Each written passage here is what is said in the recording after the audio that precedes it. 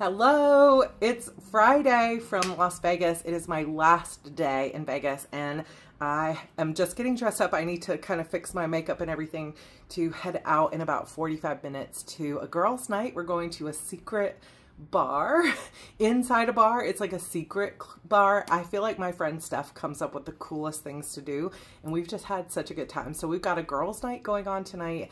It's the last night in Vegas.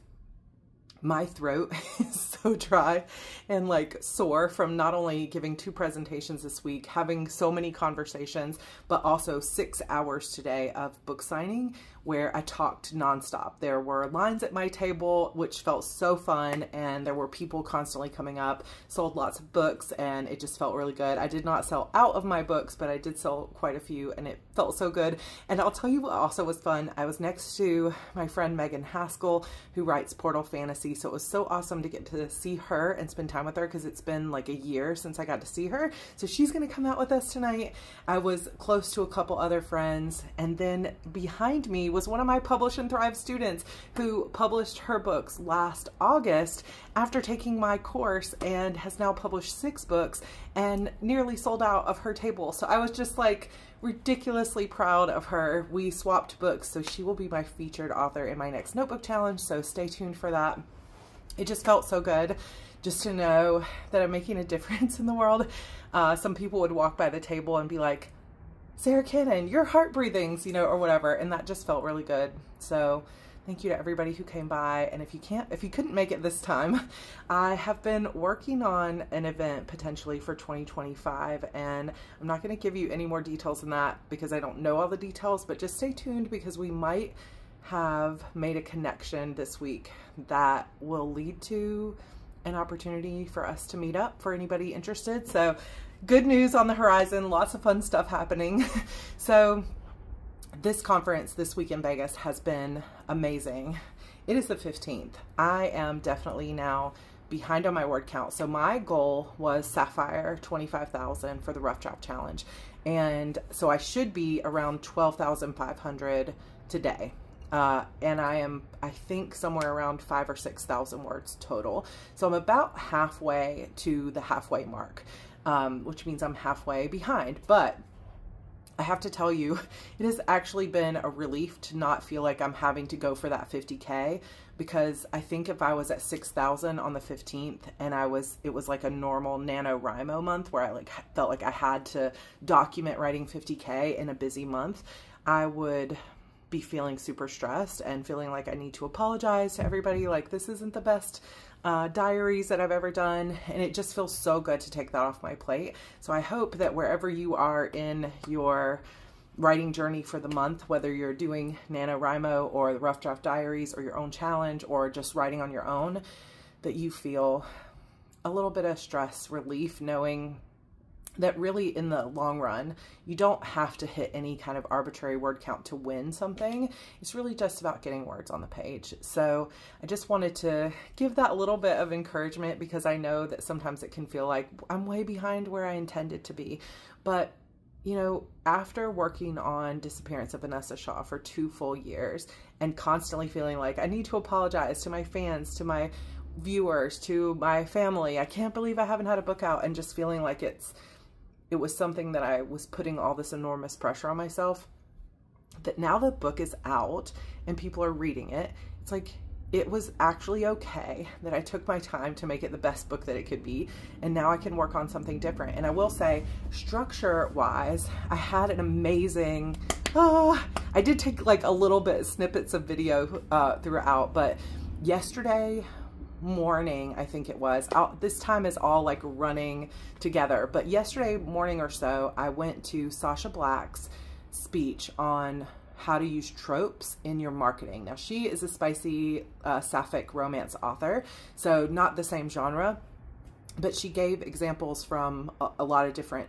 mostly romance genres and a little bit of thrillers, but it really taught me a lot, and it got me thinking about my own structure. Then getting to spend time with 2 of my favorites, Ines Johnson and Leslie Penelope. I've been friends with them for so long now, and it was always fun to get together with them. And then also Caitlin Duncan from our Hardy's community, who is also an author here at the event. So Leslie, Ines, Sasha Black, and Caitlin and I went to Paris to the Cafe Americana, and we had lunch yesterday. It was late lunch. It was like 2 p.m.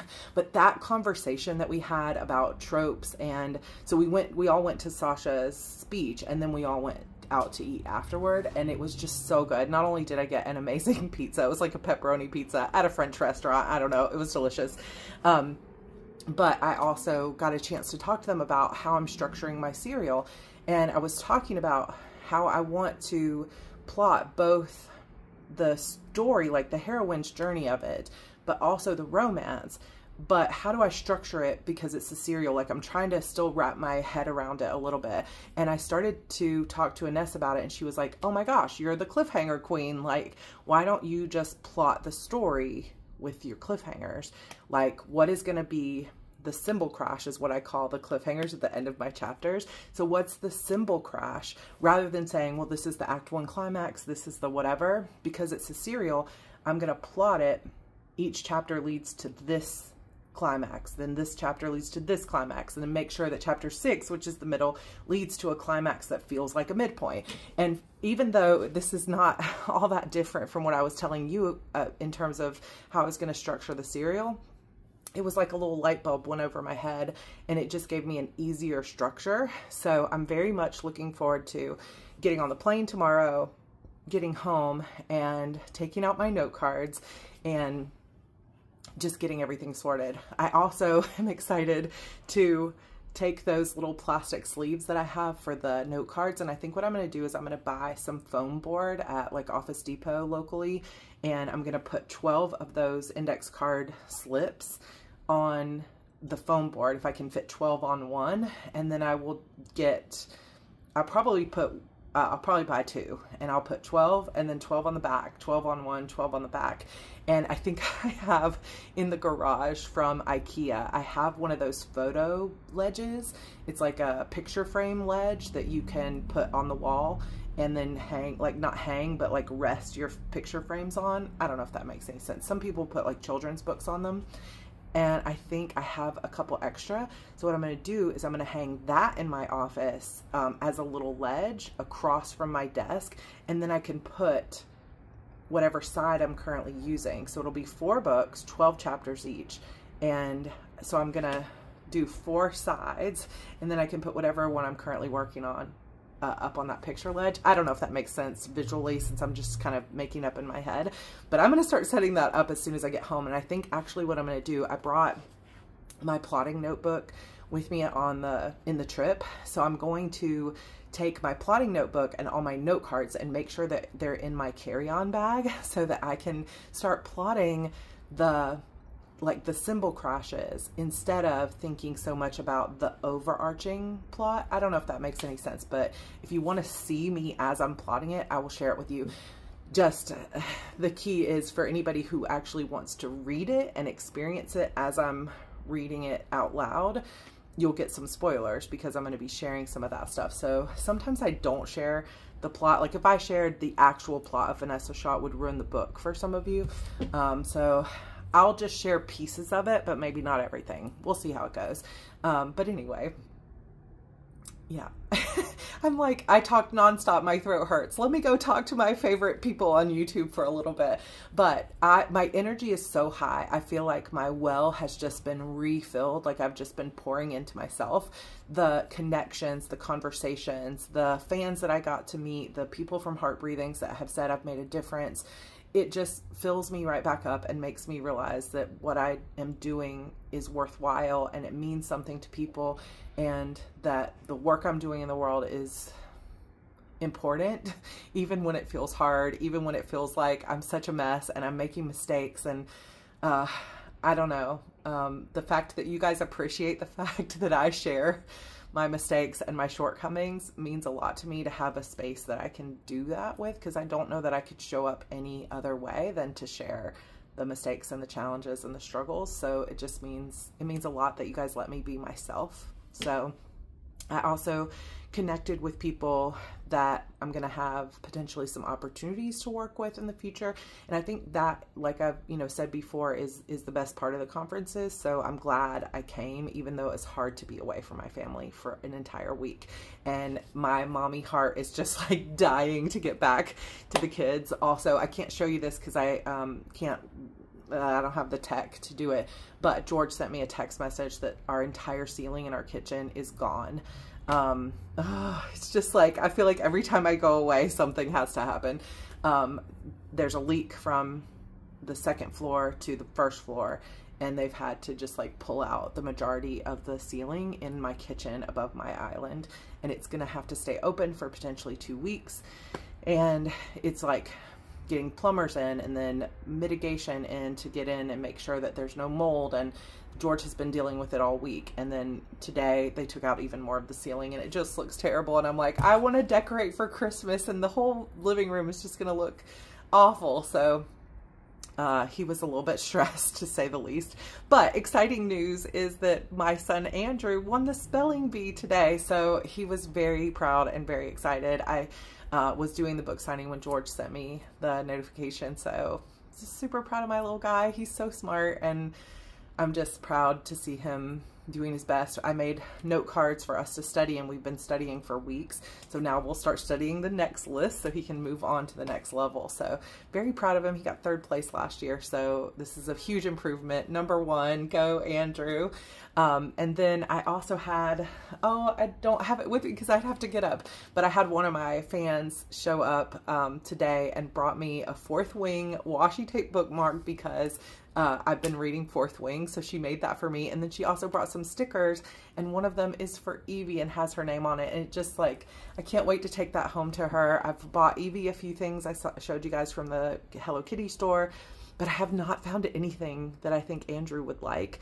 So my plane leaves tomorrow afternoon, but I'm gonna have to leave the hotel in the morning.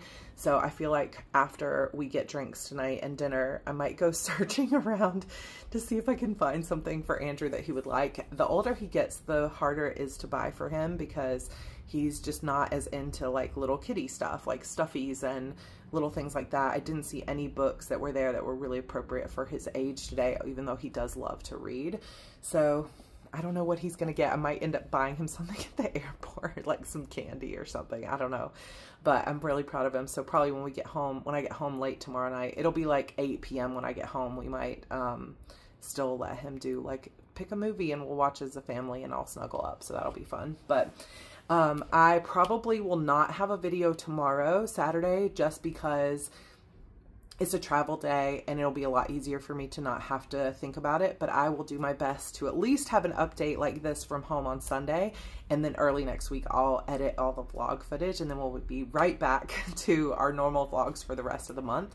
I can't believe it's like, we're only just like, I don't know, 13 days away from Thanksgiving here in the US, and I don't know, time is flying by. But I just wanted to take a moment to say hello to you guys and let you know that this has been a great conference, and thanks for letting me kind of just chill on the YouTube for a little bit. And I will be in touch with you all as soon as I get back with our regular vlogs.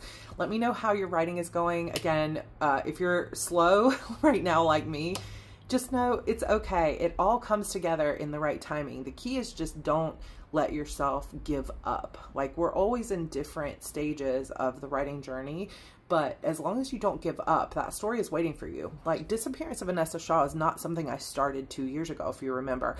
I started that book when I was pregnant with Evie, so that was more than 5 years ago that I started that book.